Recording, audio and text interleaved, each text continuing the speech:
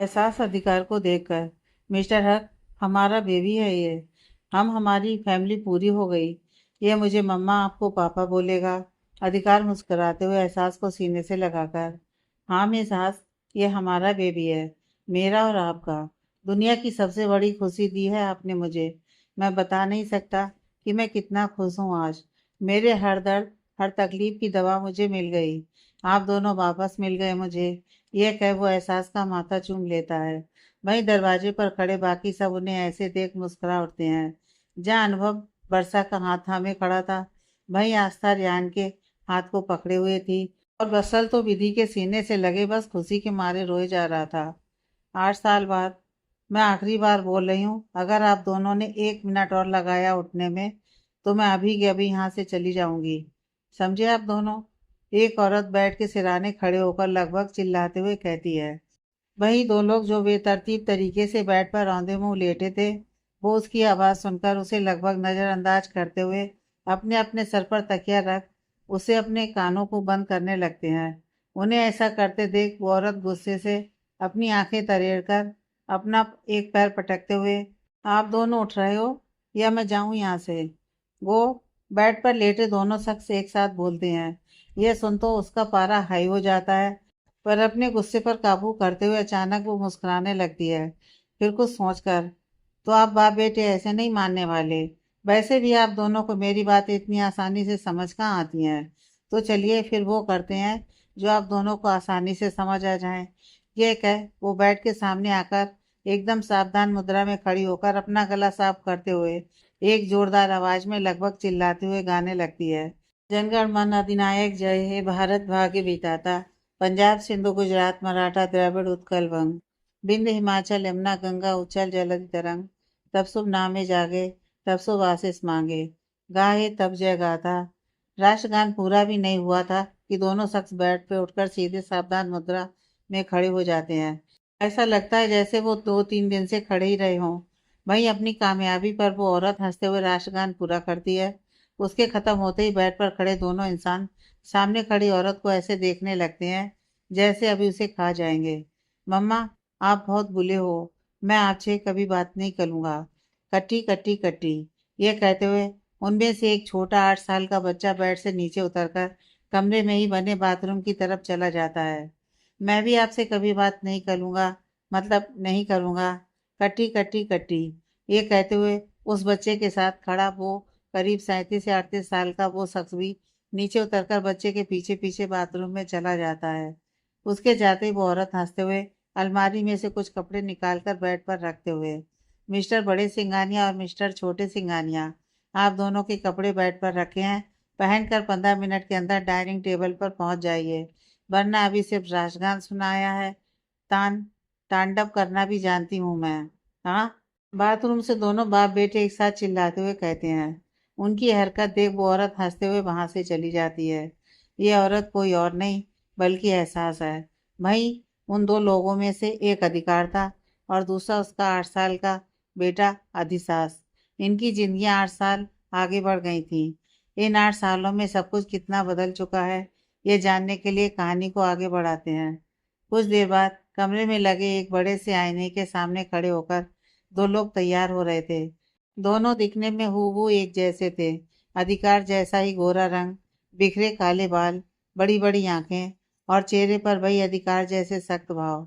उनकी हरकतें, उनका हाव भाव सब एक जैसा था। जहां अधिकार अपने वाइट शर्ट की बटन बंद कर रहा था, वहीं अधिसास भी अपने छोटे छोटे हाथों से अपने शर्ट की बटन बंद कर रहा था। जब अधिकार ड्रॉर खोलकर उसमें लाइन से लगी कई घड़ियों में से उन पर हाथ फिराते हुए एक वॉच निकालता है, बिल्कुल उसके जैसे ही अधिसास भी उसी ड्रॉर में लगी अपनी वॉच में से एक वॉच निकालकर उसे पहनने लगता है। जैसे जैसे अधिकार अपने बाल संवारता है, अधिसास भी उसके जैसे ही अपने बाल बनाकर अधिकार की तरह ही खुद पर परफ्यूम लगाने लगता है। आखिर में दोनों बैठकर जूते पहनने लगते हैं। डैडा मेली शूलेस बांध दो। अधिसास बड़ी मासूमियत से अधिकार को देखते हुए कहता है। अधिकार उसे अपनी तरफ ऐसे देख उसके करीब बढ़ उसके माथे पर किस करके उसकी लेस बांधने लगता है। अधी पता है ना आज हम कहाँ जा रहे हैं? आपको वहाँ कोई शैतानी नहीं करनी है, वरना मम्मा आपको बहुत मारेंगी। यू आर माई सेवियल ना डैडा, तो आपको मेले को मम्मा से बचा लेना। आदि अपनी मीठी सी तोतली आवाज में मुस्कुराते हुए कहता है। अधिकार उसकी लैस बांधकर जल्दी से उसे अपने सामने खड़े करके, आपकी शैतानी पर मम्मा आपके साथ साथ डैडा को भी मारेंगी बच्चे, इसलिए आप ना अपने डैडा को बचाना, अपनी मम्मा से कुछ शैतानी ना करके। मुझे उनसे बहुत डर लगता है। आदि अपने डैडा की बात सुनकर अपने मुंह पर हाथ रखकर हंसते हुए, आप इतने बड़े होकर मम्मा से डरते हो? इतना तो मैं अपनी डॉल से भी नहीं डलता। अधिकार उसे घूरते हुए, डॉल? ये कौन है, पहले ये बताओ। अति उसकी बात सुनकर शर्माते हुए, मेरी गर्लफ्रेंड, वो मुझसे बहुत प्यार करती है। और मैं भी। व्हाट? अधिकार चौंक पूछता है। डैडा, व्हाट नहीं थॉट, मैं अब बड़ा हो गया हूं ना, तो मैंने सोचा मैं गर्लफ्रेंड बना लूं। अति बड़ी ही मासूमियत से कहता है। अधिकार उसकी इस छोटी सी उम्र में इतनी बड़ी बात सुनकर हैरानी से, अदी अब ये भी बता दो कि मेरी बहू है कौन। कल ही मैं और मम्मा जाकर तुम्हारी शादी की बात कर लेंगे। अदी उसकी बात सुनकर चौंकते हुए, डैडा आप सच बोल रहे हो? अधिकार उसकी ये बात सुनकर उसे झटके से अपनी गोद में उठाकर, मम्मा तुम्हें और मुझे दोनों को उठाकर बाहर फेंक देंगी, समझे? अपनी गर्लफ्रेंड मतलब गर्लफ्रेंड को बोलो कि अभी स्टडी पर फोकस करे। तुम भी पहले अपनी स्टडी फिनिश करो, ओके? फिर ये सब करना। अधिसास अपने डैडा की बात सुनकर मायूस होते हुए, ओके। अधिकार उसे ऐसे मायूस देख अपने सीने से लगाकर, do not be upset, okay. जब आप बड़े हो जाओगे ना, डैडा आपकी शादी आपकी डॉल से करा देंगे, फिर आप अपनी डॉल के साथ रहना। अब हैप्पी हो जाओ जल्दी से। आदि ये सुनकर चहकते हुए अधिकार के गाल पर किस करके, आई लव यू डैडा, कल आप हमारा सीक्रेट मम्मा को मत बताना। अधिकार उसे लेकर कमरे से बाहर निकलते हुए, डन मेरी जान, अब चलो वरना आपकी मम्मा तांडव करने आ जाएंगी। यह सुनकर अति हंसने लगता है और अधिकार भी उसकी मुस्कुराहट देखकर खिलखिला उठता है। सिंगानिया बिला, जॉन खाना रेडी हो गया है ना? और जो स्पेशल डिश बनाने को बोली थी वो सब रेडी है ना? कुछ छूटा तो नहीं है? प्लीज एक बार चेक कर लो। आज 2 साल बाद अधिकार और एहसास घर आ रहे हैं। मैं नहीं चाहती कि उनके वेलकम में कोई भी कमी रहे। स्नेहा परेशान सी हड़बड़ाते हुए किचन में आकर कहती हैं। जॉन, जो कि स्नेहा का कुक था, वो बड़ी गंभीरता से हाथ पीछे करके स्नेहा के सामने सर झुकाकर कहता है, yes ma'am, everything is done. आप परेशान मत होइए, कुछ भी छूटा नहीं है। विकास सर का रूम, बसल सर का रूम, बच्चों का रूम, सब कुछ रेडी है। स्नेहा उसकी यह बात सुनकर एक लंबी सांस छोड़ते हुए, thank you so much John, तुम नहीं होते तो मैं अकेले क्या क्या करती। वैसे तुमने अतुल को खाना दे दिया ना? और बुआ जी कहाँ है? मैम, बिग सर ने खाना खा लिया है, अपनी दवा भी ले ली है, और बुआ जी अभी मंदिर से लौटी नहीं है। जॉन बड़ी ही सरलता से बता देता है। स्नेहा उसकी बात सुनकर, थैंक गॉड। अच्छा, कुछ और काम बचा हो तो तुम उसे भी फिनिश कर लो। मैं रेहान से बात कर लेती हूँ कि वो वहां से कब निकलेंगे। Okay ma'am. ये कहकर जॉन अपने काम में लग जाता है और स्नेहा रेहान को कॉल करने लगती है।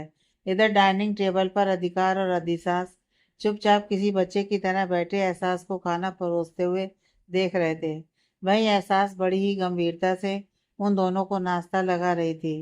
एहसास अधिकार की प्लेट में आलू का पराठा रखने लगती है। अधिकार जैसे ही उसे खाने के लिए हाथ बढ़ाता है, तभी कोई उसके सामने से उसकी प्लेट सरकाकर उसकी साइड कर लेता है। अधिकार, एहसास और अदी चौंक कर सामने देखते हैं। जहाँ एहसास और अदी सामने बैठे शख्स को देखकर हंस पड़ते हैं, वही अधिकार का गुस्से से मुंह लाल हो जाता है। तू आलू के पराठे खाकर क्या करेगा यार? तेरा जिम का रूटीन खराब हो जाएगा। पराठे तो मेरे जैसे खाते पीते लोग खाते हैं। क्यों अदी बेटे? उसकी बात सुनकर अधिसास मुस्कुराते हुए, हाँ अंकल, आलू के पराठे आप ही खाते हो, पर ऐसे मंकी के जैसे। छीना क्यों आपने? डैडा आपको ऐसे भी दे देते। उसकी बात सुनकर उसका मुंह बन जाता है। वही अधिकार और एहसास हंस पड़ते हैं। यह शख्स कोई और नहीं बल्कि बसल है, जो आज भी पहले जैसा ही शरारती है, शायद उससे भी ज्यादा। अधिकार सामने प्लेट से दूसरा पराठा उठाकर, बेटा, कुछ लोगों की आदत हो गई बंदरों की तरह छीनकर खाने की। इन्हें इनकी प्लेट सामने रखी भी हो तो भी ये दूसरे की प्लेट पर ही जंप करेंगे। वैसे भी ये जू से भागा हुआ बंदर ही है, बचपन से ही ऐसा है। बसल उसकी बात सुनकर चिढ़ते हुए, एहसास देखो, अपने पति और बेटे को मेरी थोड़ी भी इज्जत नहीं करते ये दोनों। पहले एक था, अब दो दो अधिकार हो गए। ये बोलता अंकल है, पर मेरी बैंड अपने डैडा जैसे ही बजाता है। एहसास उसकी बात पर हंसते हुए, रहने दीजिए भाई, ये बाप बेटे अपने आगे मुझे भी कुछ नहीं समझते हैं। आप ये सब छोड़िए और नाश्ता करिए। वैसे विधि और अधिया कहाँ है? हम आ गए एहसास। ये कहते हुए विधि अपनी 7 साल की बेटी अधिया को लेकर उनकी तरफ ही आ रही होती है। एहसास को देखते ही अधिया विधि की उंगली छोड़कर तेजी से भागते हुए एहसास के पास आकर अपने दोनों छोटे छोटे हाथ उसकी तरफ बढ़ा देती है। एहसास मुस्कुराते हुए अधिया का इशारा समझकर उसे झट से अपनी गोद में उठाकर उसे प्यार करने लगती है। 7 साल की दूध जैसी गोरी और गुलाबी पंखुड़ियों जैसे कोमल बड़ी बड़ी आंखों वाली अधिया में सबकी जान बसती थी, और अधिया की जान अधिसास में। वहीं तब तक रियान और रास्ता अपने दो छोटे छोटे बच्चों के साथ वहां पहुंच जाते हैं। अधिकार और एहसास का 8 साल का बेटा अधिसास, बसल और विधि की 7 साल की बेटी अधिया, जिसका नाम बसल ने अधिकार और एहसास के नाम को जोड़कर रखा है तो वो बसल की बेटी, पर अधिकार और एहसास उससे ज्यादा प्यार अधिया को करते हैं, और अधिया भी उन दोनों से उतना ही प्यार करती है। आखिर में रियान और रास्ता के दो जुड़वा बेटे स्थानक और रौनक, जो अभी सिर्फ 4 साल के थे। सबकी जिंदगी बहुत ही खूबसूरत और आगे बढ़ चुकी थी, पर इनका प्यार आज भी इन्हें साथ रखे हुए था। रियान और रास्ता सब एक एक करके सबके गले मिलते हैं, और आखिर में सब डाइनिंग टेबल पर बैठ एक साथ नाश्ता करने लगते हैं। रियान हंसते हुए, एहसास, आज ये दोनों अपने आप जगे हैं या फिर वही पुराना तरीका अपनाना पड़ा है आज भी? यह कहकर वो हंसने लगता है।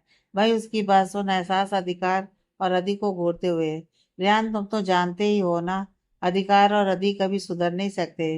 सब ऑफिस से आकर थक कर सोते हैं, और अधिकार रात में आकर अदी के साथ बैठकर ही उसकी फेवरेट मूवीज देखेंगे, स्टडी करेंगे, गेम्स खेलेंगे। सब जब उठते हैं तो ये दोनों सोने जा रहे होते हैं। ये सही है, टैगोर साहब ने अपना गाना इन्हीं दोनों के लिए बनाया है शायद। कम से कम दोनों इसी रेस्पेक्ट के चक्कर में उठ तो जाते हैं। बस्सल हंसते हुए कहता है। अधिकार उसकी बात सुन उसे घूरते हुए, हाँ सब तुम्हारी तरह बेवकूफ जो नहीं है। वैसे एक गाना स्पेशल तुम्हारे लिए भी है। बस्सल दांत दिखाते हुए, कौन सा? हर एक फ्रेंड होता है, हर एक फ्रेंड, अधिकार आंखें तरेड़ते हुए कहता है। बसल उसका गाना समझते ही मुंह बना लेता है। वहीं बाकी सब हंसने लगते हैं। तभी आस्था, जो अपने फोन में काफी बिजी थी, उसे एहसास ऐसे देख, आस्था पहले नाश्ता कर लो ना, फोन बाद में देख लेना। आस्था उसकी बात सुनकर जल्दी से फोन साइड में रखकर, कुछ नहीं भाभी, वो मेरी एक फ्रेंड है, उसने मैसेज किया है कि उसकी सिस्टर किसी लड़के के साथ घर से भाग गई है, वही देख रही थी बस। एहसास बड़े ही अफसोस है, इनको अपने परिवार की थोड़ी भी परवाह नहीं होती है। 10 दिनों के प्यार के लिए 20 साल का प्यार ठुकरा देते हैं। रियान उसकी बात सुनकर, तुम दोनों अपना मूड क्यों खराब कर रही हो? हमें अभी घर के लिए भी निकलना है, तो सब जल्दी से नाश्ता फिनिश करो, ओके? उसकी बात सुनकर सब फिर से नाश्ता करने लगते हैं। तभी बसल, यार मेरी अदिया तो सिर्फ मेरी पसंद से शादी करेगी। विधि उसे घूरते हुए, क्यों, उसे कोई पसंद आ गया तो? बसल, कैसे आ जाएगा, वो मेरी बेटी है, उसे मेरी पसंद से शादी करनी होगी। रियान उसकी बात सुनकर, हाँ क्योंकि उसके बाप ने तो अरेंज मैरिज की है ना, इसलिए वो भी अरेंज मैरिज करेगी। यह कहकर वो हंसने लगता है। तभी सबकी नजर एक जगह आकर टिक जाती है। अदी अधिया को बड़े ही प्यार से अपने छोटे छोटे नाजुक हाथों से खाना खिला रहा था। ऐसा लग रहा था जैसे वो खुद बड़ा हो गया है और अधिया ही छोटी बच्ची हो सिर्फ। वही अधिया भी उतने ही प्यार से मुस्कुराते हुए अदी से तोतली जुबान में बातें करते हुए खाना खा रही थी। अधिकार, एहसास, बसल, विधि, रियान और रास्ता उन्हें ऐसे देख रहे थे जैसे इससे पहले इतना खूबसूरत लम्हा देखा ही ना हो। सबसे अलग वो दोनों अपने में ही खोए थे। बसल मुस्कुराते हुए, शादी तो बात की बात है, पर आज मैं ये जरूर कह सकता हूँ कि हमारी तरह हमारे ये दोनों बच्चे कभी लड़ाई नहीं करेंगे। इन दोनों में कितना प्यार है। विधि भी उसकी बात में अपनी हाँ में हाँ मिलाते हुए, क्योंकि अदिया आपकी तरह शरारती नहीं है, मेरी तरह बहुत स्वीट और क्यूट है। उसकी बात सुन बसल उसे तिरछी नजरों से देखने लगता है। रियान भी लंबी सांस लेकर, हाय मेरे ढोलू भोलू भी कब ऐसे बड़े होंगे। मैं इन चारों को एक साथ खेलते हुए देखना चाहता हूँ। इनके बीच का प्यार देखना चाहता हूँ। आस्था भी उसके कंधे पर सर रखकर। पहले बच्चों के पापा बड़े हो जाए, फिर बच्चे भी बड़े हो जाएंगे। ये कहकर वो हंसने लगती है। वही अधिकार और एहसास उन्हें देख एक दूसरे को प्यार से देखते हुए एक दूसरे का हाथ पकड़ लेते हैं। तभी अदिया को खांसी आने लगती है। सब अपनी अपनी सोच से बाहर निकलते हैं। हर कोई हड़बड़ाते हुए गिलास में पानी निकालने लगता है। जल्दी से सब अदिया को पानी पिलाते हैं। जब वो नॉर्मल हो जाती है तब सबकी जान में जान आती है। बसल अदिया का मुंह साफ करते हुए, मेरी गुड़िया ठीक है ना? आपको कुछ हुआ तो नहीं? अद अद खाना। अदिया जैसे बसल की बात को अनसुना करते हुए अदी सास को देखकर कहती है। उसकी बात सुनते ही अदी उसको फिर से अपने छोटे छोटे हाथों से खाना खिलाने लगता है। यह देख जहाँ सब हंसने लगते हैं, वहीं बसल मुंह बनाकर वापस अपनी कुर्सी पर बैठ जाता है। विधि हंसते हुए, आपको पता है ना, जब अदी उसके पास होता है तो उसे कोई और नहीं दिखता, उसके पापा भी नहीं। यह कहकर वो हंसने लगती है। बसल मुंह बनाकर, हाँ हाँ पता है। तभी अदिया का मुंह साफ करते हुए, डॉल तलो, अब हम खेलने जाते हैं। यह कहकर वो कुर्सी से उठ जाता है और अदिया को भी नीचे उतारकर उसका हाथ पकड़कर वहां से चला जाता है। अधिकार उन्हें ऐसे जाते देख घूरते हुए, एहसास। अदी ने अदिया को क्या कहकर पुकारा है अभी? एहसास कुछ बोले इससे पहले ही बसल दांत दिखाते हुए, वो उसे डॉल बुलाता है ना? वही बुलाया है। तूने पहली बार सुना है क्या? मेरी बेटी गुड़िया जैसी है, इसी वजह से अदी उसे डॉल बुलाता है। यह सुनते ही अधिकार को कमरे में हुई आदि सास की बातें याद आ जाती हैं। उसे याद करते ही अधिकार पागलों की तरह हंसने लगता है। सब उसे ऐसे देख हैरान हो जाते हैं। एहसास अधिकार का माथा चेक करके, अधिकार आप ठीक तो है ना? आप आपको क्या हुआ? रियान, नाश्ता, बसल और विधि भी हैरान थे। बसल उसे हैरानी से देखते हुए, तुझे पागलपन का दौरा पड़ा है क्या? बोल ना, क्या हुआ तुझे? अधिकार अपनी हंसी पर कंट्रोल करते हुए, तुझे अपनी बेटी की अरेंज मैरिज करवानी है ना? उसी के बारे में सोच रहा हूँ। मेरे बाद मेरा बेटा तेरी अच्छी से बैंड बजाएगा। जो मैं नहीं कर पाया वो करके दिखाएगा। ये कहकर वो फिर से हंसने लगता है। बाकी सबको तो कुछ समझ ही नहीं आता। सिंगानिया विला। करीब शाम 4 बजे सिंगानिया विला में पसरे उस सन्नाटे के बीच डोरबेल की आवाज सुनाई दी। स्नेहा जो कि मंदिर में पूजा कर रही थी और पल्लू बुआ जो कि अपनी तुलसी की माला बस जपे जा रही थी, वो एक साथ चौंक एक दूसरे को देखने लगती हैं। उनकी आंखों की चमक साफ बता रही थी कि उनका 2 साल का इंतजार आज पूरा होने वाला है। वो दोनों बड़ी ही तेजी से अपना अपना काम छोड़कर दरवाजे की तरफ भागती हैं। तब तक जॉन उनसे कहीं ज्यादा फुर्ती के साथ दरवाजे की तरफ भागता है, जैसे उसे खुद भी बाकी सबकी तरह उनका इंतजार हो रहा हो। खैर, जॉन जैसे ही दरवाजा खोलता है, स्नेहा और पल्लू बुआ की आंखों में रुके आंसू झरने की तरह बह उठते हैं। सामने आज पूरे 2 साल बाद अधिकार, एहसास और अधिसास उनके सामने खड़े थे। 8 साल पहले अधिकार एहसास के साथ मुंबई शिफ्ट हो गया था। वो अक्सर ऐसे ही 1 या 2 साल बाद यहाँ आते थे और उनके आने का इंतजार स्नेहा और पल्लू बुआ को रहता था। कोई कुछ कहता इससे पहले ही अधिसास और अधिया अपनी दादी और बुआ दादी को देख उनका प्यार पाने के लिए अपनी छोटी छोटी बाहें फैलाए उनकी तरफ भागे।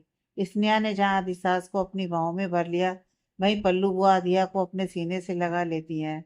उनसे दूर होते ही स्नेहा और पल्लू बुआ अधिकार और एहसास को देखने लगती हैं, जैसे उनकी आंखों को इससे आज सालों बाद ठंडक मिल रही हो।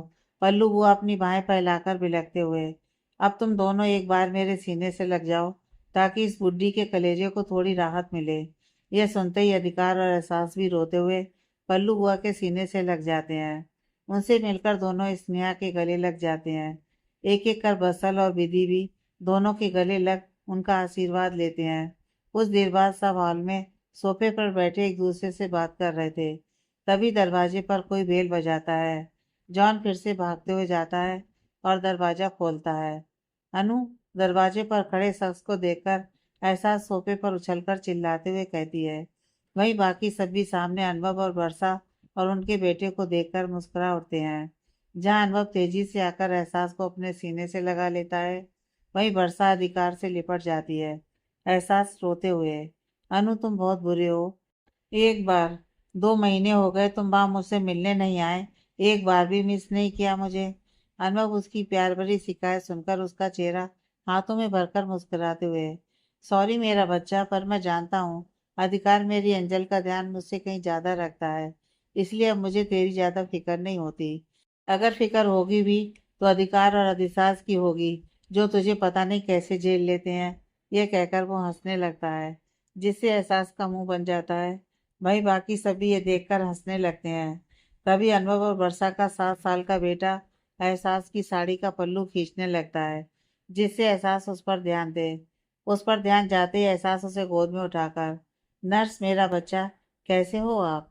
बुआ को मिस किया या नहीं? छोटा सा नर्स उसकी बात सुनकर हामे से रिलाकर उसके गालों पर किस कर लेता है, जिससे एहसास चहक उठती है। वहीं सब फिर से बैठकर बातें करने लगते हैं। अनुभव चाय की चुस्की लेते हुए, रेहान और रास्ता से तो मुलाकात होती रहती है, पर बसल और विधि शायद हम सबको भूल गए हैं। क्यों बसल? यह सुनकर बसल दांत दिखाते हुए, अरे नहीं नहीं, वो बस ऑफिस से फुर्सत ही नहीं मिल पाती। बड़ी मुश्किल से टाइम निकाल कर एक दिन पहले अधिकार के घर गया था, ताकि हम सब साथ में यहाँ आए। विधि भी उसकी बात में हाँ मिलाते हुए, जी भैया, और मुझे तो अधिया से ही फुर्सत नहीं मिलती। जैसे जैसे बड़ी हो रही है, शरारती होती जा रही है। बहुत ध्यान देना पड़ता है, इसलिए टाइम ही नहीं निकाल पाती हूँ कहीं आने जाने के लिए। कोई बात नहीं विधि, मैं समझ सकती हूँ। नर्स भी ऐसे ही तंग करता है मुझे। यह कहकर बरसात नर्स को गोद में उठाकर उसके गाल खींचने लगती है। तभी रियान मुस्कुराते हुए, वैसे बसल को कहीं और जाने का टाइम मिले ना मिले, पर सैटरडे को उसे अदिया के स्कूल में जाने की बड़ी जल्दी रहती है। वहाँ का प्रोग्राम बसल कभी मिस नहीं करता। क्यों बसल, मैंने कुछ गलत कहा क्या? ये कहकर रियान मुस्कुराने लगा।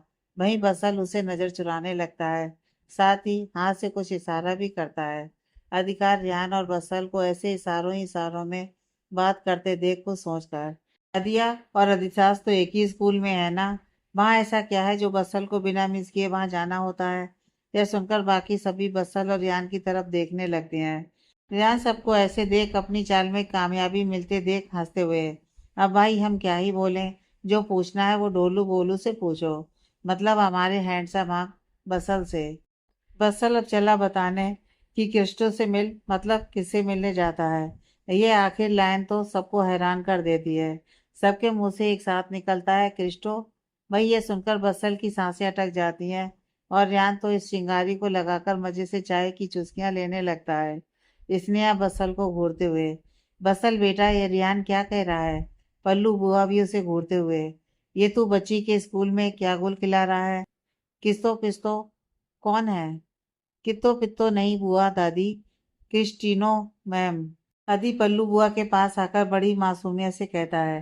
एहसास से सुनकर अदी को अपने पास बुलाकर पुचकारते हुए पूछती है, ये कौन है बेटा? अदी एहसास के गाल से खेलते हुए, हमारे स्कूल की हमारी मैथ की टीचर। यह सुनकर सबको सारा माजरा समझ आ जाता है। जहाँ सब बसल को देखने के बजाय अब विधि को देख रहे थे, वही विधि बसल को खा जाने वाली नजरों से देख रही थी। इससे अनजान बसल खिसियाया सा मुस्कुराते हुए, अरे आप सब इन सब पर भरोसा मत करिए, ये सब तो मजाक कर रहे हैं। यह रियान तो बचपन से कमीना है। मैं तो बस ऐसे ही अदिया की प्रोग्रेस रिपोर्ट देखने हर सैटरडे को स्कूल जाता हूँ। आप सब प्लीज कुछ गलत मत सोचिए। यह सुनकर रियान हंसते हुए, अरे हमको सफाई काहे दे रहे हो, अपनी मैडम को दो। यह सुनते ही सब रियान की बात पर हंसने लगते हैं। वही बसल सेकी बघाड़ते हुए, अरे मेरी विधि मुझ पर बहुत भरोसा करती है बेबी। तभी ये कहते हुए जैसे ही बसल की नज़र पास में बैठी विधि पर पड़ती है, उसके मुंह से एक जोर की चीख निकल जाती है। विधि आंखें बड़ी बड़ी किए हुए बसल को ही देख रही थी। यही नहीं, उसके हाथ में इस वक्त उसकी सैंडल भी थी, जिससे कभी भी किसी वक्त भी बसल पर हमले हो सकते थे। बसल वहां से तेजी से उठकर एहसास के पास आकर चिल्लाते हुए, यार मैंने कुछ नहीं किया है, क्यों मेरा तलाक करवाना चाहते हो सब? यार बस करो ना बेबी, सच में मैं तुम्हारे अलावा किसी और को देखे भी नहीं हूँ। रियान हंसते हुए, विधि हर चोर चोरी करते पकड़े जाने के बाद यही कहता है, देखो चलो कोई नहीं, माफ कर दो, बच्चा है, गलती हो जाती है, जाने दो। ये कहकर वो मुस्कुराने लगता है।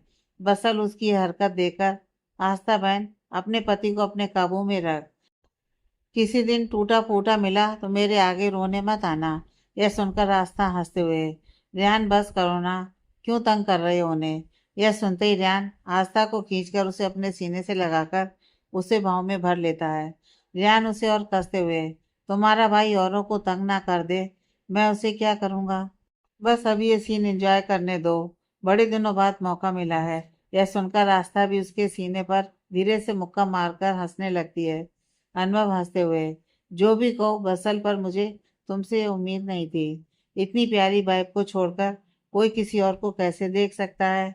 मैं तो अपनी वर्षा के अलावा किसी को झेल नहीं सकता। वर्षा उसे कोनी मारते हुए, अच्छा जी। यह सुन अनुभव भी हंसने लगता है। तब तक विधि हाथ में सैंडल लिए बसल की तरफ बढ़ते हुए, आप स्कूल जाकर अंग्रेजी मैडम से इश्क फरमा रहे हो, मतलब आपको शर्म बरम है नहीं अपनी बेटी के स्कूल टीचर से। अब समझ आया ये अधिया की एक गलती पर आप बार बार स्कूल क्यों फोन कर देते थे और हर बार अकेले स्कूल क्यों चले जाते थे। अब इतने बुरे हैं ये मैं सोच भी नहीं सकती थी।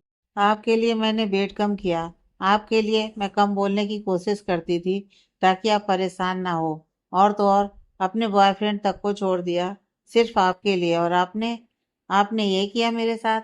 बसले सुनकर हैरानी से, बेबी तुम्हारा बॉयफ्रेंड, तुमने बताया क्यों नहीं मुझे। यह कहकर वो बच्चे जैसी रोनी सूरत बना लेता है। वही सब ये सुनकर हंसते हुए एक साथ चिल्लाते हैं, अरे बॉयफ्रेंड मतलब बर्गर प्रसाद। ये कहकर सब हंस पड़ते हैं।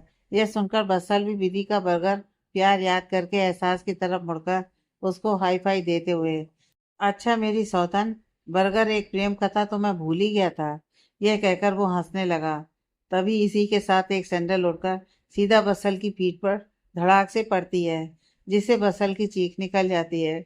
वही रेहान जो देखना चाहता था वो देखकर जोर से ताली बजाते हुए, वो विधि द्वारा एक फ्लैंग चप्पल रिसीव, विधि वंस मोर। यह सुनते ही बसल का खून खौल उठता है और वो चिल्लाते हुए, रेहान के बच्चे, छुटकी कहीं के, तुझे तो मैं छोड़ूंगा नहीं।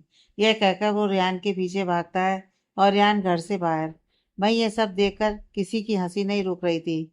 तभी वहां जॉन आकर, मैम खाना तैयार हो गया है, आप सब डिनर कब करेंगे। स्नेहा टाइम देखते हुए, अतुल अभी भी सो रहे हैं क्या। जॉन बड़ी ही गंभीरता से, यस मैम, वो सो ही रहे हैं। स्नेहा, अच्छा तो तुम अभी रेस्ट करो, हम डिनर अतुल के उठने के बाद ही करेंगे, ओके। यह सुनकर जॉन हाँ में सिर हिलाकर चला जाता है। जॉन के जाने के बाद पल्लू वो अधिकार का माथा चूमते हुए, अच्छा हुआ तूने इस बार अपनी बूजी की बात सुन ली और यहाँ थोड़े दिन रुकने के लिए चला आया, वरना 8 साल से बस सुबह आता है और शाम को वापस चला जाता है। अगर यहाँ रियान, आस्था और बच्चे ना होते तो हम दोनों कैसे जीते। अधिकार यह सुनकर पल्लू बुआ का हाथ पकड़कर, अगर वो ना होता तो ना, मैं जानता हूँ वो आपका मुझसे ज्यादा ध्यान अच्छे से रखता है। वैसे भी हमारे जाने के 1 साल बाद ही खन्ना अंकल इस दुनिया में नहीं रहे। रियान को भी आपकी सबकी जरूरत थी, मैं उसे अकेला नहीं छोड़ सकता था, इसलिए मैंने आप सबको साथ रहने को कहा। और बसल विधि भी तो यहीं पास में ही है। अनुभव यह सुनकर स्नेहा के पास आकर उन्हें गले लगाकर, और मैं वर्षा नर्स भी तो है ना यहीं, हम सब आपको अधिकार और एहसास से कम प्यार करते हैं क्या।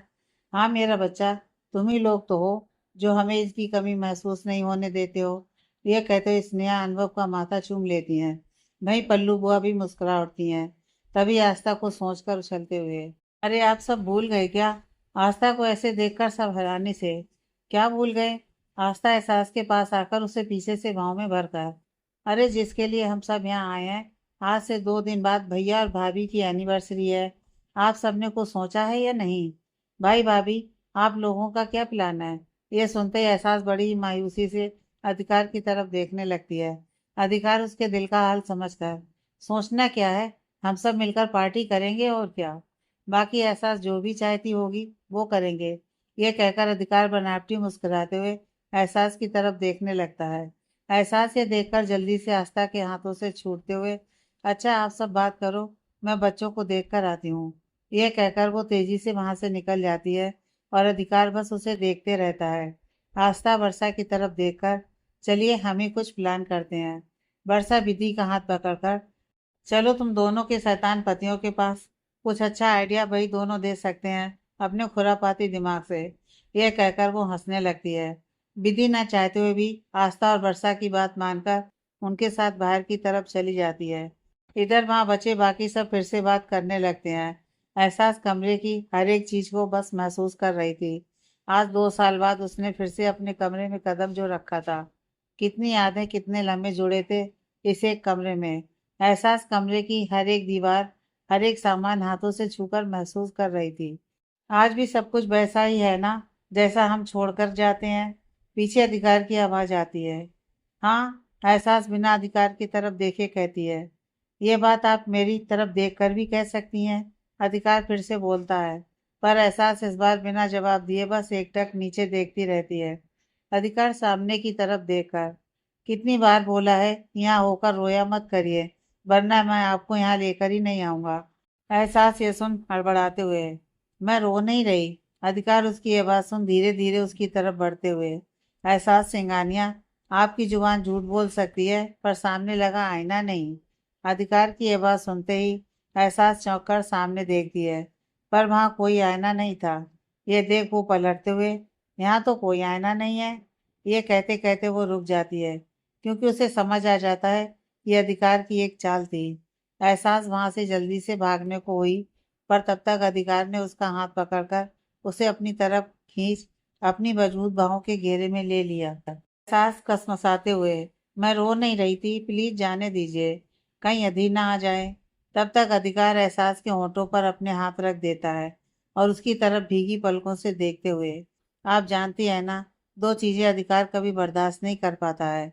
एक मेरे बच्चे की उदासी और दूसरा आपकी आंखों के ये आंसू। इन आंखों में अपने लिए पहले जैसा प्यार और वो चमक देखने के लिए मेरा दिल तरसता है। कब मुझे मेरी पहले वाली एहसास वापस मिलेगी, जिसकी आंखें मुझे देखते ही खिल उठती थी। आप सबके सामने नॉर्मल होने की कोशिश करती हैं, पर अकेले में मेरी तरफ प्यार से एक बार देखती भी नहीं है। क्यों? आप पूछ रहे हैं क्यों? आप इस क्यों का जवाब नहीं जानते हैं। आप नहीं जानते कि इन 8 सालों में मुझे कौन सी बात अंदर ही अंदर खाई जा रही है। आप नहीं जानते कि मेरा दिल आपसे क्या चाहता है। आप नहीं जानते कि मेरे आंसू किस लिए हैं। आप क्या जानते हैं फिर मुझे ये बताइए। यह कहकर एहसास अधिकार का हाथ छोड़कर वहां से चली जाती है। अधिकार बस उसे जाते हुए देखते रहता है। उसके जाते ही अधिकार सामने की दीवार पर अपने हाथ को तेजी से मारते हुए, ये तकलीफें कम क्यों नहीं होती हैं। क्यों ना चाहते हुए भी मैं आपके आंसू की वजह बन जाता हूँ। क्यों मेरे हाथों आपका दिल दुख जाता है। क्योंकि आप एहसास से इस दुनिया में सबसे ज्यादा प्यार करते हैं, इसलिए। क्योंकि आप उससे कहीं ज्यादा उसके आंसू देखकर रोते हैं। पीछे से वर्षा अधिकार के कंधे पर हाथ रखकर कहती है। अधिकार वर्षा की आवाज सुनकर बिफर पड़ता है। यह देख वर्षा की आंखें भी नम हो जाती हैं। वर्षा अधिकार के हाथों को मजबूती से पकड़कर, आप सच्चाई बता क्यों नहीं देते एहसास को। क्यों अंधेरे में रखकर उसे तकलीफ दे रहे हैं, जो उससे कहीं ज्यादा आपको तकलीफ पहुंचा रहा है। एक सच जो आप उससे छिपाकर अपने सीने में दफन कर रहे हैं, उससे आपके दिल पर कितने घाव हो रहे हैं, आप ये देख भी नहीं पा रहे। क्यों यह तकलीफ अकेले सह रहे हैं, बांट नहीं पा रहे हैं उसे। कैसे कैसे बताऊं। मैं नहीं बता सकता, मुझसे ये नहीं होगा। अधिकार बड़ी ही मायूसी से कहता है। आपसे नहीं होगा तो मैं तो बता सकती हूँ ना। मैं अब और नहीं देख सकती आप दोनों को ऐसे। सबके सामने आप हंसते हैं और अकेले में आंसू बहाते हैं। मैं बताऊंगी सच एहसास को। वर्षा यह कहते हुए अधिकार का हाथ छोड़कर बाहर जाने लगती है। आज 8 साल पहले दी हुई अपने भाई की कसम भूल जाओगी तुम। मुझसे किया वो वादा इतनी आसानी से तोड़ दोगी। अधिकार सर झुकाए हुए कहता है। और ये सुन वर्षा के आगे बढ़े हुए कदम वहीं रुक जाते हैं और वो अतीत के पन्नों में कहीं खोसी जाती है। 8 साल पहले। वर्षा, मिसास और मेरा बेबी पूरी तरह ठीक है ना। उन्हें कोई प्रॉब्लम तो नहीं है ना। तुम तुम बोलो तो मैं बाहर से बड़े बड़े डॉक्टर्स बुला सकता हूँ। प्लीज बोलो सब ठीक है ना। अधिकार वर्षा के सामने खड़ा उसे अपने दिल में उठे सवाल कर रहा था। वही वर्षा मायूस सी एकटक बस उसे देख रही थी। अधिकार को उसकी ये चुप्पी देख बहुत डर लगने लगता है। वो वर्षा का कंधा पकड़ उसे झिझोड़ते हुए, वर्षा क्या हुआ, कुछ बोल क्यों नहीं रही तुम। मिस आज तो ठीक है अब। हमारा बेबी भी सही सलामत इस दुनिया में आ चुका है। फिर इस खामोशी की वजह क्या है। देखो जो भी है साफ साफ बोलो ना। बताओ क्या प्रॉब्लम है और किसे। प्लीज बोलो कि सब ठीक है या नहीं। कुछ ठीक नहीं है भाई। वर्षा के मुंह से बस यही निकलता है और इसके साथ साथ उसकी आंखों में रुके आंसू बह निकलते हैं। अधिकार उसकी यह बात सुन उससे 2 कदम पीछे हटकर बस खामोशी से उसे देखने लगता है। वर्षा अधिकार की यह हालत देख बहुत हिम्मत जुटाकर, भाई एहसास का ऑपरेशन आसान नहीं था। वो और बेबी दोनों इस ऑपरेशन में सेफ हैं, यह कोई चमत्कार ही है। ऐसे केस में दोनों का बचना मुमकिन नहीं होता है। दोनों ठीक तो हैं, पर इस ऑपरेशन का उन दोनों पर कुछ ना कुछ असर जरूर हुआ है। बच्चे को क्या प्रॉब्लम है, यह तो उसके उम्र के बढ़ने के साथ पता चलेगा। पर एहसास, ये कहते कहते वो रुक जाती है। अधिकार हड़बड़ाते हुए, क्या हुआ है उन्हें? मैं बताता हूँ आपको। तभी पीछे से कहते हुए वो डॉक्टर आते हैं जिन्होंने एहसास का ऑपरेशन किया था। अधिकार और वर्षा पलटकर उनकी तरफ देखते हैं। कुछ ही देर में तीनों एक केबिन में बैठे थे, डॉक्टर एहसास की कुछ रिपोर्ट्स देखते हुए। मिस्टर सिंघानिया, मैंने आपकी वाइफ के कुछ टेस्ट करवाए हैं।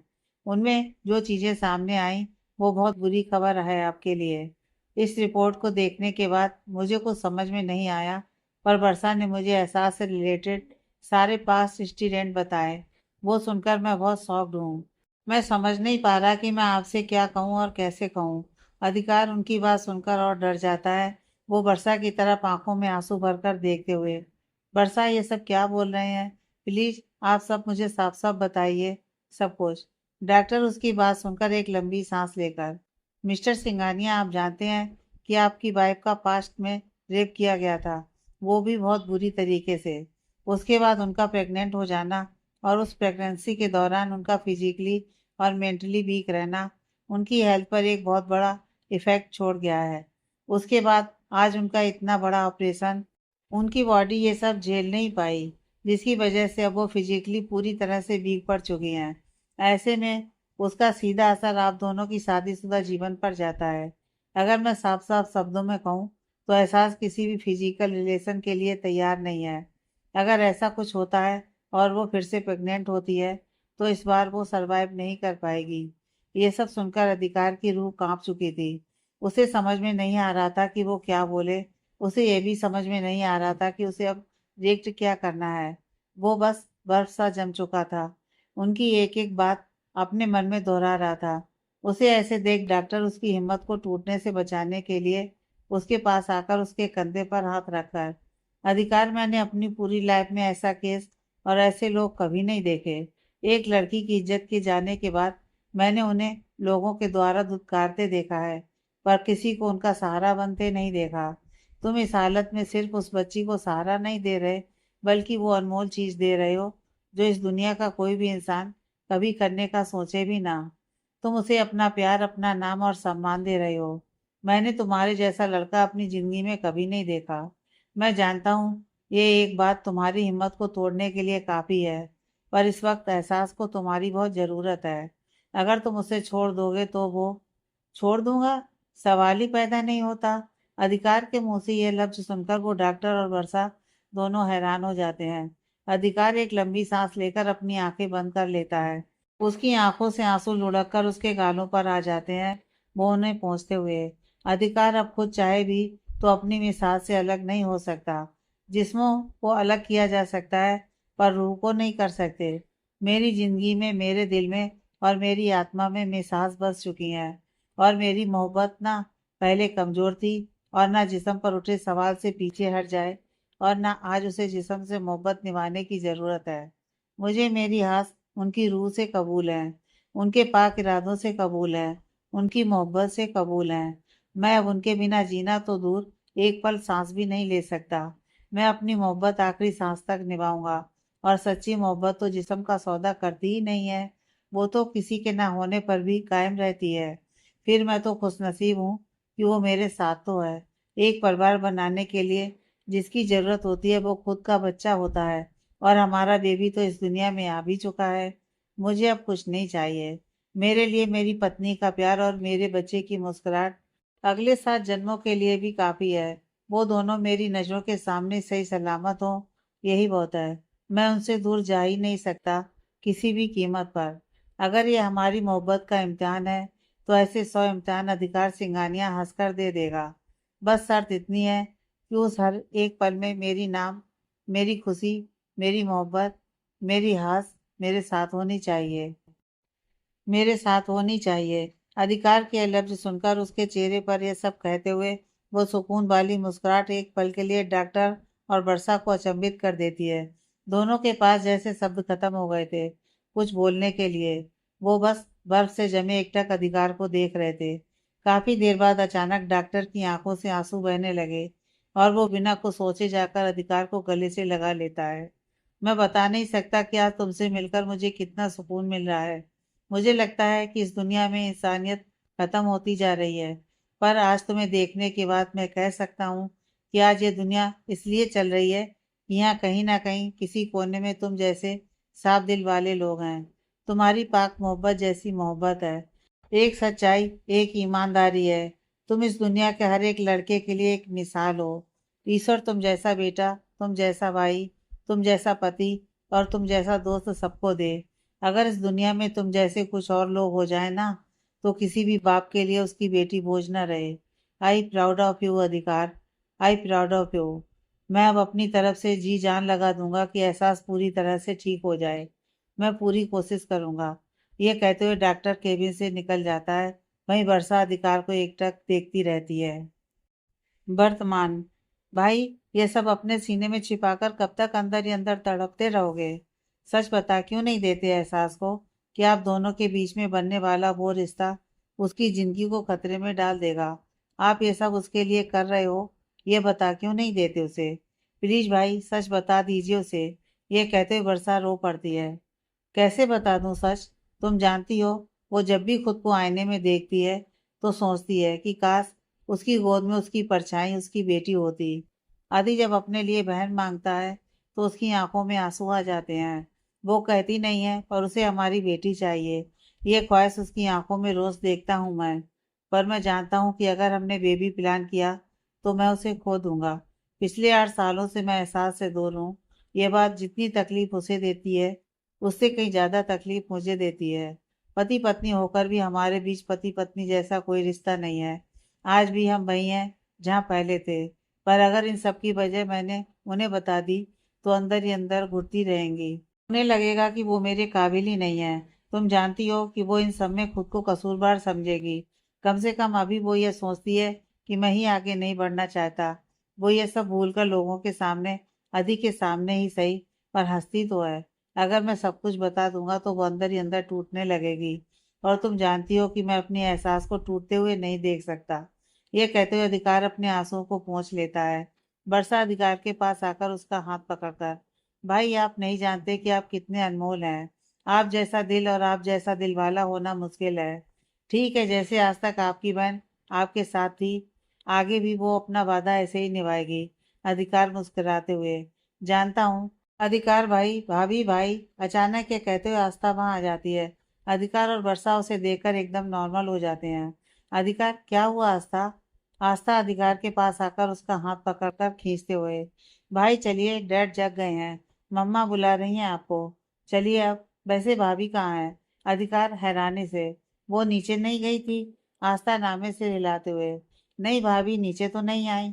यह सुनते ही अधिकार वर्षा की तरफ देखता है। वर्षा को सोचकर, वो शायद टेरेस पर गई होगी।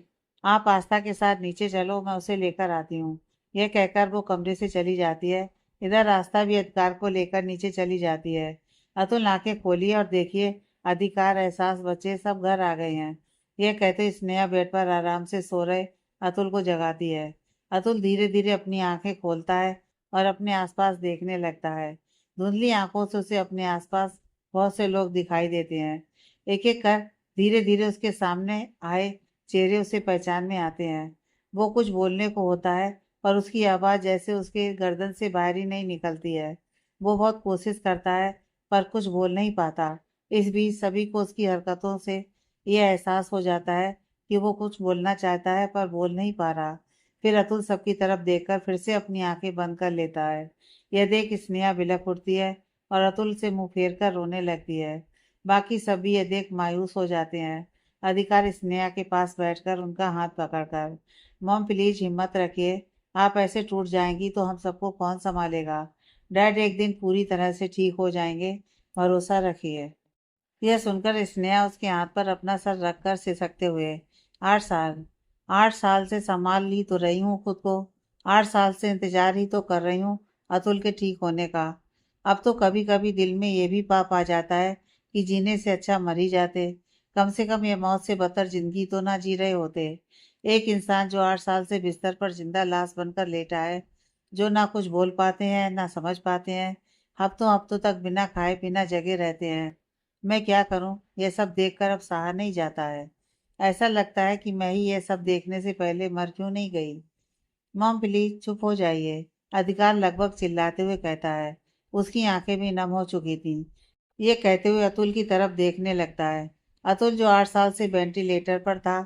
8 साल पहले अतुल का एक भयानक एक्सीडेंट हुआ था, जिसमें उसके सर पर और शरीर पर बहुत गहरी चोटें आई थीं। सर में कार की एक लोहे का पुर्जा घुस जाने के कारण अतुल लगभग 2 साल तक कोमा में था। कोमा से वापस आने के बाद भी वो अपने पैरों पर खड़ा न हो सका। अतुल एक शब्द बोलना तो दूर, न खुद से खा पी सकता था, बल्कि वो कई हफ्तों तक बिना खाए भी रहता था, क्योंकि उसकी बॉडी खाने को डाइजेस्ट नहीं कर पाती थी। उसकी हालत ऐसी थी कि नित्य क्रिया करवाने के लिए भी श्याम ही उनकी मदद करता था। डॉक्टर्स के मुताबिक अतुल को पैरालिसिस भी नहीं था, पर फिर भी उसकी बॉडी अपना काम नहीं कर पाती थी। हाँ, पर यह ताज्जुब की बात थी कि उसे अपने आसपास की चीज़ें दिखाई भी देती थी, सुनाई भी देती थी, और वो उन्हें महसूस भी करता था। वो एक तरह से जिंदा लाश की तरह था। कोमा से आने के बाद उसका शरीर किसी भी ट्रीटमेंट को रिस्पॉन्स नहीं कर रहा है। अतुल बस इस हद तक ट्रीटमेंट ले पा रहा है जहाँ तक वो उसे जिंदा रह पाए। अधिकार ने बहुत बड़े बड़े डॉक्टर से अतुल का ट्रीटमेंट करवाया, पर अतुल की प्रॉब्लम किसी को पता नहीं चल पाई। अधिकार थककर अतुल को घर पर ही सारी सुविधाओं के साथ ले आया गया, और उसकी अच्छी देखभाल के लिए अधिकार ने श्याम नाम के एक 40 साल के वार्ड बॉय को घर पर ही रख लिया। पिछले 8 साल से अतुल एक ही बिस्तर पर अपनी जिंदगी काट रहा है। खैर, इधर पल्लू बुआ भी अपनी साड़ी के पल्लू से अपने आंसू साफ करते हुए, बड़ी बहू तू भी ये सब कहेगी तो मुझ बुढ़िया का क्या होगा, जो बस तुम सबको देख कर जी रही है। अपने बारे में ना सही, मेरे बारे में, बच्चों के बारे में तो सोच। ये कहते हुए वो फिर से रोने लगती हैं। ये देख आस्था और विधि पल्लू बुआ को गले से लगा लेती हैं। आस्था उनके सीने से लगते हुए, बूजी, आप तो हम सबकी जान है। लगता है मम्मा हम सबसे प्यार नहीं करती हैं। विधि भी बच्चों सा मुंह बनाकर, हाँ, और मैं भी आप लोगों के बिना नहीं रह सकती। यह सुनकर बसल और यान भी स्नेहा के पास बैठकर स्नेहा और अधिकार को गले लगाकर एक साथ चिल्लाते हुए, और हम किसी के बिना नहीं रह सकते। ये देख स्नेहा हंस पड़ती है। स्नेहा भी सबको कसते हुए, हाँ मेरे पागल बच्चों, मैं भी तुम सबके बिना नहीं रह सकती। स्नेहा को नॉर्मल होते देख सब खुश हो जाते हैं। तभी वहाँ एक आदमी आता है, जिसे देखकर सब बेड से उठकर खड़े हो जाते हैं। सर, इनकी दवा का टाइम हो गया। वो शख्स अतुल की तरफ देखकर बोलता है। अधिकार भी उस शख्स की तरफ देखकर, श्याम तुम डैड को दवा खिलाकर सुला दो, हम बाद में आ जाएंगे। यह कहकर वो सबको वहां से जाने का इशारा करता है, और रेहान सबको लेकर वहां से चला जाता है। इधर उनके जाने के बाद अधिकार अतुल के पास बैठकर उनका सिर सहलाते हुए, डैड मुझे माफ़ कर दीजिए कि मैं आज तक आपके गुनाहगार को पकड़ न सका, पर मैं अपनी पूरी कोशिश कर रहा हूँ उसे पकड़ने के लिए। 8 साल पहले हुआ वो हादसा मैं आज भी नहीं भूला, और ना कभी खुद को भूलने दूंगा। एक दिन गुनाहगार को सामने लाकर रहूंगा। तब तक के लिए आपको जीना होगा। मैं आपको मरने नहीं दूंगा, चाहे मुझे कुछ भी क्यों ना करना पड़े। ये कहते हुए उसकी आंखों से आंसू गिर पड़ते हैं, और वो तेजी से वहां से चला जाता है। उसके जाते ही श्याम कुछ पल के लिए अतुल को एकटक देखते रहता है, फिर अपना माथा झटक कर अतुल को दवाई देने का इंतजाम करने लगता है। वहीं कमरे से बाहर छिपकर अनुभव अतुल को घूरते हुए बस एकटक देख रहा था। देखते देखते उसकी आंखों में कब गुस्से की ज्वाला उभर आई, यह उसे भी नहीं पता चला। अगले दिन, डॉक्टर मेरी रिपोर्ट्स में क्या है, प्लीज बताइए ना। एहसास बहुत ही उम्मीद से सामने बैठी डॉक्टर रेखा से पूछती है। डॉक्टर रेखा, जो सामने बैठी एहसास की रिपोर्ट बहुत ही ध्यान से देख रही थी, वो अपना चश्मा उतारकर टेबल पर रखते हुए एक लंबी सांस लेती हैं। एहसास उन्हें देखकर घबराते हुए, क्या मैं अब कभी माँ नहीं बन सकती? डॉक्टर रेखा यह सुनकर एहसास का हाथ पकड़कर, एहसास, ऐसा कुछ भी नहीं है कि तुम कभी माँ नहीं बन सकती। पिछले 8 साल से डॉक्टर विमल अवस्थी के गुजर जाने के बाद मैं ही तुम्हारा केस हैंडल कर रही हूँ। मैंने तुम्हारी रिपोर्ट के बारे में अभी तक सिर्फ अधिकार और वर्षा को ही बताया था। मुझे नहीं पता कि मैं सही कर रही हूँ या गलत, पर अगर तुम अब अपना सच जान चुकी हो, जो अधिकार तुमसे छिपाना चाहता था, तो मुझे शायद तुमसे कुछ नहीं छिपाना चाहिए। एक औरत होने के नाते मैं तुम्हारा साथ देना चाहती हूँ, इसलिए फिर से तुम्हारे सारे टेस्ट करके तुम्हारी रिपोर्ट्स देखी मैंने। एहसास है सुनकर नम आंखों से। मुझे नहीं पता कि अधिकार इतने साल ये सब जानकर भी चुप कैसे रहे, पर अब मैं उनकी जिंदगी में खुशी लाना चाहती हूँ। अगर उस दिन मैंने अधिकार और वर्षा की बात ना सुन ली होती, तो पता नहीं वो कब तक ये सब सहते रहते। पर अब और नहीं, अब सब ठीक होगा, सब ठीक होगा। डॉक्टर रेखा एहसास की उम्मीद देखकर मुस्कुराते हुए, तुम दोनों का प्यार ना एक मिसाल है। क्या कहूँ मैं तुम दोनों को, एक 8 साल से सब कुछ जानते हुए भी अकेले सह रहा है, और एक सब जान लेने के बाद उसका इतने साल का दर्द देखकर तड़प रही है।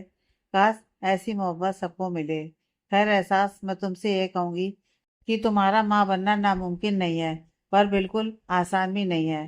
पिछले 8 सालों से तुम बहुत रिकवर कर चुकी हो, पर फिर भी कुछ प्रॉब्लम ऐसी है जो अभी नहीं बल्कि तुम्हारे गर्भ धारण करने के बाद सामने आ सकती है। इसलिए अधिकार किसी भी फिजिकल रिलेशनशिप से बच रहा है। तुम्हें उसे समझना चाहिए। यह सुनकर एहसास रो पड़ती है, और रोते हुए, मैं सब समझती हूँ, पर मेरा दिल नहीं मानता कुछ भी। वो हर बार मुझसे यही कहता है कि तुमने तुम्हारी मोहब्बत के लिए किया क्या है। एक रिश्ते की खुशी भी तो नहीं दे सकती तुम उसे। वो रिश्ता जो मेरे उनकी ज़िंदगी में आने के बाद उनका मकसद बन गया था।